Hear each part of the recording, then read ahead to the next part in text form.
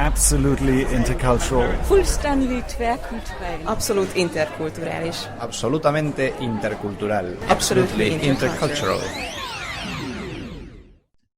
That and explained its origins and how it worked 5 years ago. And now you're extending it to the refugee population in Finland.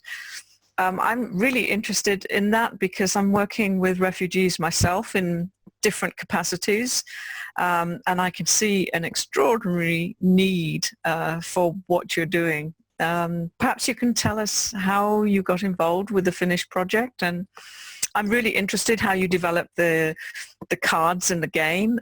Maybe we need a brief reminder of what the game is in its original format and how you needed to change it. Okay, well, let me start with the background. I have been for, I guess, 5 or 6 years now, a regular lecturer spring and fall in the International Business Management Program at Jyväskylä, the Applied Science University in Finland. And as a result of that, when the migrant crisis came along, the students who were very, very interested in this, and of course, the prof who's in charge of this program, Steve Crawford, he and I have been working buddies for quite a while. And so we decided to see where this could go. And the students themselves organized, first of all, a day of awareness that involved the entire university as well as the local community.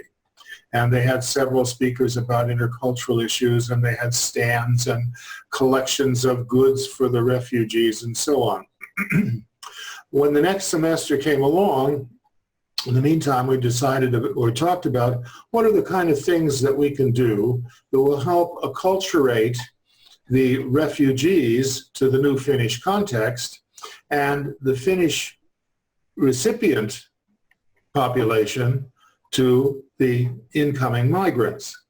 And since we'd already been using the Diversophy game, and as a matter of fact, there exists a full game on Finland that was developed several years ago by 2 students in Steve's class. So we already had the Finnish information, and what we needed to do was add to it the concerns around migrants, the migrants' concerns around acculturation, and questions for understanding the processes and the challenges of this. So the entire last semester was spent in developing what's now about 260 Diversophy cards specific to the issues of migration. And at the moment where that is that one of my interns at the moment, who is a student in that class, is doing the translation into Finnish, and we've got a couple people doing the translation into Arabic. So basically, for those who are not familiar with the Diversophy game, it's a little bit like Trivial Pursuit, except it's not very trivial. We're dealing with real issues of cross-cultural competence. And there are 5 kinds of cards in the game. There's cards that are just information, data, and these are called smarts cards, things you should know about each other's culture or the culture you're studying.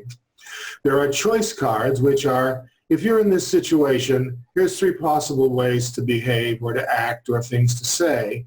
Which do you think would be the best? Okay, and then these 2 kinds of cards have either correct answers or better or best answers. Then there are 3 kinds of cards that are aimed more at engagement on the personal level. One set of cards is about wisdom about the culture. They're called guide cards, and they may be anything from proverbs, which express a cultural attitude, to quotes about the culture by someone who is knowledgeable, and so on.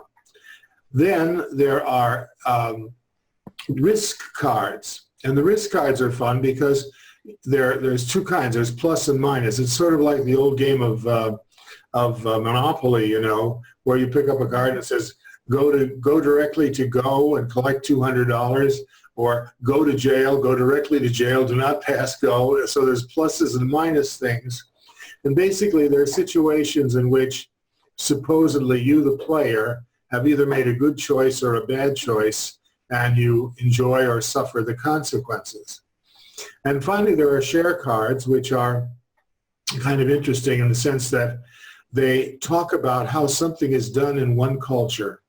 A few lines about, for example, how you show respect to the elderly in the culture you're studying, and then it asks you to say, what kinds of things exist in your own culture regarding showing respect to the elderly? So you get a comparison of your own culture with the culture that you're studying. And part of the fun part of this, of the share cards, is that people have a response to this. Okay, so for example, this is not a real card, I'm just making this up in my head, but if it were about how you deal with the elderly, then each person in your small little playing group would address you as if you were their father or mentor, an elderly person, in their own language, in their own culture. So that gets nice interaction. But what we've been learning very much in this process is that Diversophy is not just about learning the content, the ups and downs, the advantages and disadvantages, and how the differences exist. The power of the game is when you have this mixed group playing it and engaging with each other and creating connections that often last far beyond the game, okay? Or at least leaving not just content, but the whole human effects of the interaction with each other in a way that, you know, giving a lecture about diversity or cultural differences or showing a video, sometimes videos are pretty powerful. I'm not knocking any of that, but what we discovered is that the gamification really engages people effectively with each other in such a way that it leaves a lasting impression. It reminds me of stuff that we did years ago when you were probably just a glint in your daddy's eye. We were working on diversity issues in the USA, and we followed the National Association of Colored People's program, which meant that we created as graduate students visits, for example, of an Italian family to a black family in their neighborhood, a return visit, and just an evening coffee and discussion kind of thing with a little bit of an agenda.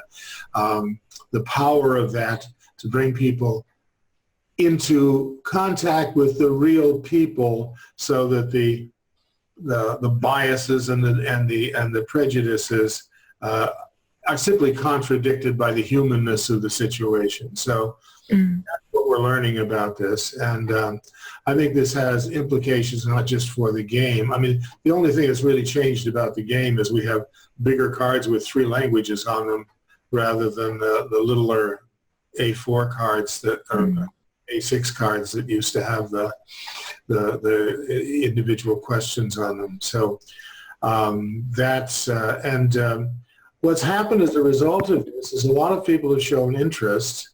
We have now a group in France working on doing what would be a French version of this. This depends on the immigrants and the local situation. I mean, so for example, you know, in France, it's a lot about job getting and other kinds of things. So we're building up this massive database that we're sharing. And by the way, this is not a commercial thing on my part. This is something that I'm doing pro bono in terms of sharing the technology and the game structure and many, many hours of editing and working with my student team here.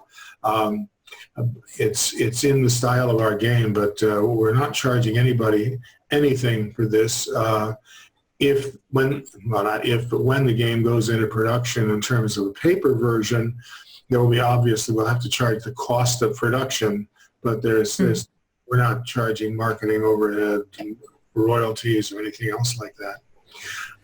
And then the other thing that we're experimenting with on the Zoom platform actually is we're creating a game online where a group of people can play with a facilitator.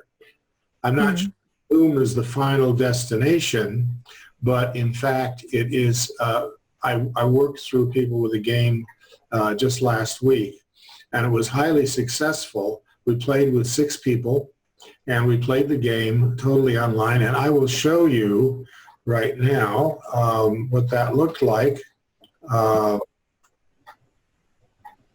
Share screen, and it's in PowerPoint used as a screen on Zoom, and so it looks like this. Okay, so this is where we start out the game, and then from this is a little background. Welcome to our community. This, by the way, is the structure of the university in Finland. This is part of the campus where we did the development, and then how to play the game, which in the paper game is an instruction card, and then we do things in the game. See, so we have how do you behave in this situation about time, okay? And one of the people on the we just take turns of the people who are signed into Zoom. Somebody answers it, then we check out the best response there, and go on to the next person, the next card. Okay, it's the end of Ramadan, and we're going to celebrate Eid al-Fitr, and here's what they do in Iraq about that, and how would you feel in this situation if you've been invited to this very foreign religious and social situation. So people share this, and other people may respond. Another choice card about behavior, a smarts card, okay? The Finns drink a lot of coffee. Sometimes people just wonder, what's this all about, okay? So where is it for worldwide? Finland is top drinking. Wow. Anybody except the Swedes. So this is information about the culture, okay? And by the way, everybody complains that the coffee's not strong enough, but okay, another choice card. I want to get, here's a share card, okay? Gender equality in Finnish world is strong, governed by law, and so on. So it reflects what I was saying earlier, that they tell you a little bit about the situation in Finland that says, tell your team about the state of gender equality, maybe its challenges in your country. Then they share, and other people may pitch into that discussion, okay? And here's a risk card. Here's a bad one, okay? So you're carrying all the suitcases, no lift. You suppose somebody would help you carry your suitcases upstairs? Not a chance. Nobody offers. And this is really cultural too. I mean, it's about minding your own business in Finland. And because I remember when I had my hip replacement, I had a cane, not a cane, but a crutch, and my bag going down the metro station, and I never had to carry my bag. Someone would always volunteer, okay? And at one point, I was scared to death because there was a woman who looked like she was about 90 who just grabbed my suitcase, and I thought she's going to kill herself on the way. It's a heavy suitcase, but she didn't. So that's a quick look at how we tried to play the game online, okay? I mean, right, this is just, I guess what they call in the business beta. But at any rate, I'll stop the screen share and we can talk on. But maybe you have some reactions about that as well. When you say keep the card, what happens when you've kept the card? I mean, is there some, you go through it at the end of the game, reminding people what you, I mean, why do you keep the card? Okay, that's from the paper game. And when we played the game, we discovered that we haven't revised the PowerPoint yet. It should be add 4 points to your score. Okay. Keep the card. Okay. So, oh, I see. It was a score tallying thing. Yeah, it was a score tallying thing, and we suddenly realized we put the cards down as if it were paper. But after we played the game, we realized exactly what you picked up spontaneously there. And we have a debrief session about it, and people can, this, as I say, this is just a kind of beta to give us some idea of what kind of function do we need if we actually create a real app with, you know, in the paper game, for example, if you have questions or disagree with a card, rather than trying to resolve it in the small group in the game, you attach a stick-it note to it, and we'll find a way to do that. But I'm thinking the app would also possibly read the question out loud, because most of the time we're dealing with at least half the people speaking whatever language the game is in as a second language. Mm. So that's where that's at. But this is, yeah, go ahead. Sorry, I was just going to ask, can you give me an example of a card which you have devised specifically for the refugee context?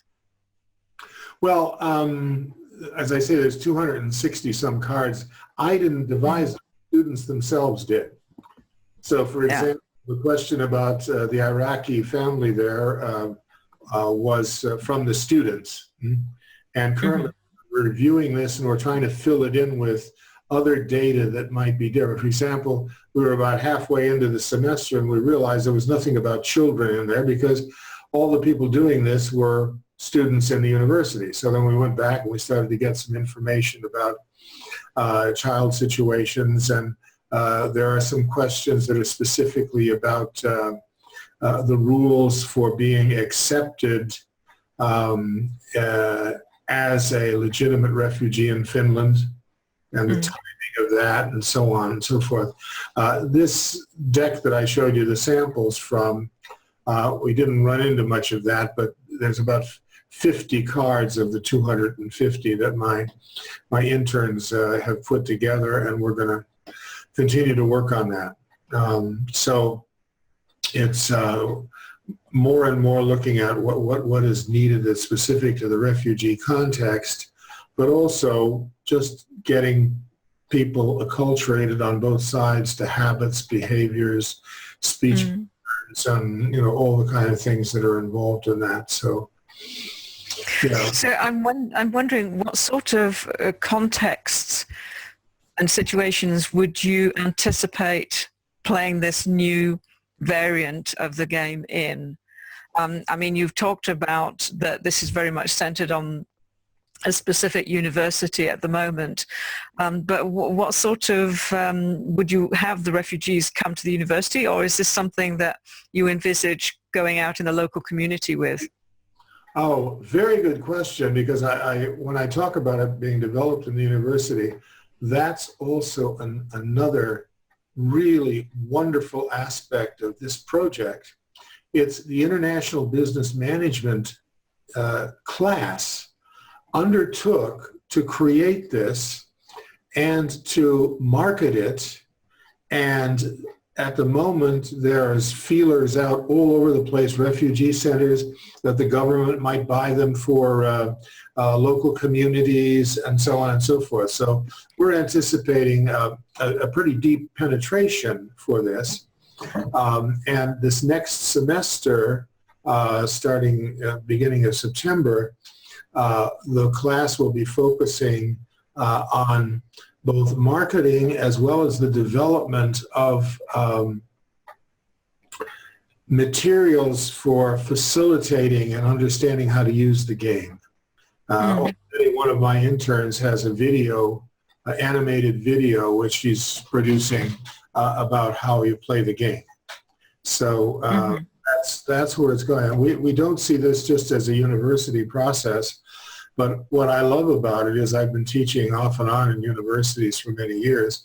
This is hands-on creating a business, even though it's a nonprofit thing, but creating a product, refining it, marketing it, helping people use it, and making sure that it gets out there to the people who will most use it.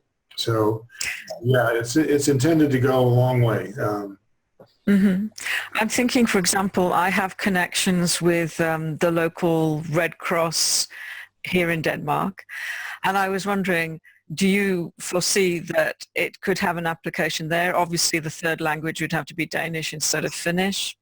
Is that something that you would have seen in your plans as an ideal situation?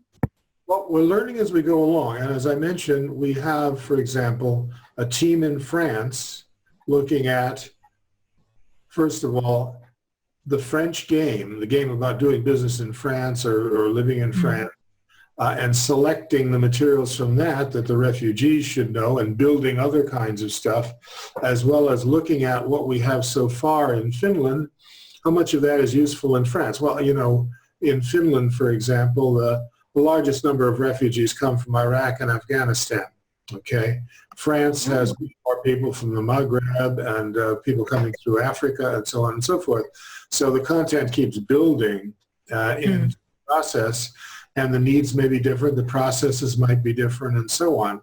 So we've got that going on in the UK. It's just started a bit in Poland, and we've got it going on in France. And just today I heard from somebody who's interested in doing it in Germany, which would be a great place because they're taking them by the millions, you know. Yeah, yeah.